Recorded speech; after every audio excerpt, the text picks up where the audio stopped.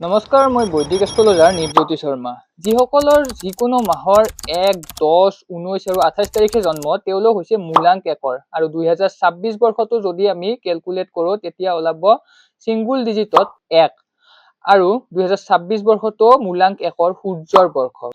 গতিকে 2026 বৰ্ষত যিসকল মূলাংক একৰ ব্যক্তিয়ে চাকৰি কৰি আছে, তেওঁলোকৰ প্ৰমোচনৰ বিভিন্ন পথ 2026 বৰ্ষত তেওঁলোকে দেখিবলৈ পাব।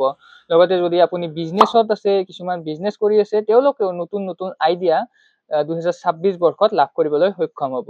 লগতে যিসকল ষ্টুডেণ্ট, যিসকল মূলাংক একৰ ষ্টুডেণ্ট, তেওঁলোকে 2026 বৰ্ষত হ'ব লগা পৰীক্ষাসমূহত ভাল ফলাফল দেখুৱাবলৈও সক্ষম হ'ব। কিন্তু যদি আমি ৰিলেশ্যনশ্বিপৰ কথা ক'বলৈ যাওঁ, 2025 বৰ্ষতো ৰিলেশ্যনশ্বিপৰ ক্ষেত্ৰত, প্ৰেমৰ ক্ষেত্ৰত বহুত বেছি বেয়া বছৰ আছিল। কিন্তু 2026 বৰ্ষতো বিশেষকৈ মূলাংক একৰ বাবে বৰ বেছি এটা বেয়া নহয়। যদিহে আপুনি জুলাইৰ পৰা ছেপ্টেম্বৰ মাহৰ ভিতৰত ভালদৰে থাকে, বাকীখিনি সময় বহুত বেছি ভাল।